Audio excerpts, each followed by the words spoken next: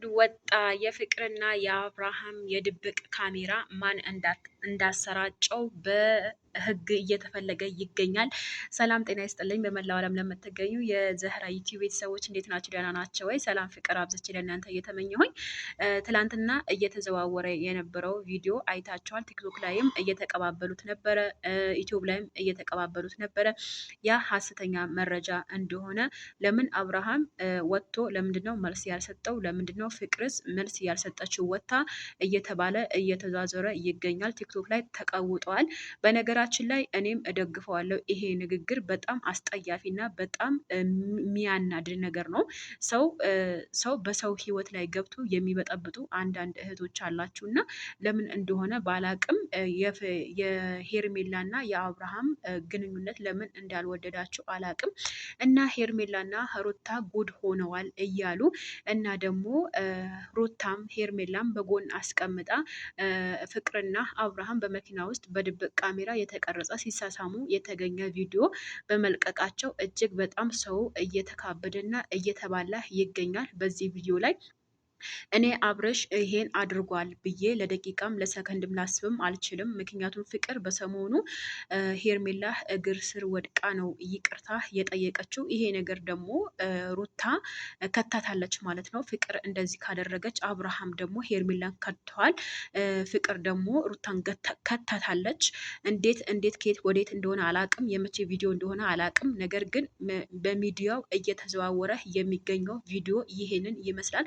በጣም አስጠሊታና በጣም አስጠያፊ ነገር ነው። ፍቅር ደግሞ ፎቶዋ ተለጥፈዋል።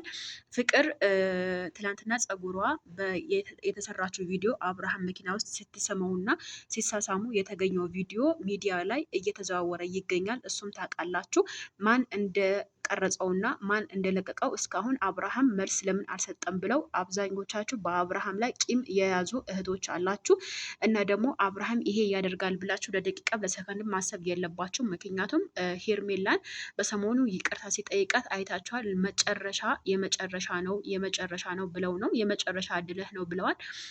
አብዛኞቻችሁ የተጠየቁት የመጨረሻ እድልህ ነው፣ በመጨረሻ እድልህ ላይ አሁንም አንድ ጥፋት ብታጠፋ መጨረሻ እኔን አታገኝም ብላ ተናግራ ነበረ። ይሄም ነገር በእርግጠኝነት አብርሃም አስተውሎት ሊሆን ይችላል። ይሄ ነገር ደግሞ መቼም ቢሆን አብርሃም እንደዚህ ያደርጋል ብዬ እኔ ለደቂቃ ማሰብም መክዳትም አይችልም። ምክንያቱም እንዴት ሆኖ ይቅርታ እንዳደረገችለት ስለሚያውቅ ማለት ነው።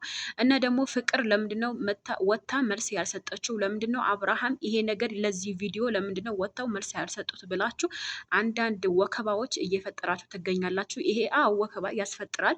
ምክንያቱም በክደት ሩታ ፍቅር ልትክዳት አትችልም። አብርሃም ሄርሜላ ሊክዳት አይችልም። ለደቂቃ ራሱ ማሰብ የለባቸው።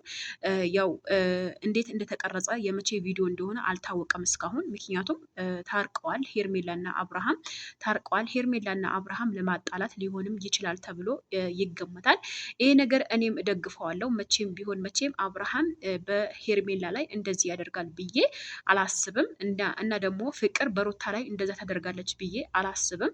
መቼም ቢሆን አይካሄድም። ነገር ግን ያው ብዙ ነገር በህይወታቸው ላይ ተፈጥሯል። ነገር ግን ይሄን ያክል ክደት፣ ይሄን ያክል አስቀያሚ፣ ይሄን ያክል አሳማሚ ቪዲዮ ይለቀቃል ብዬ ለደቂቃ ማስቤ አላቅም።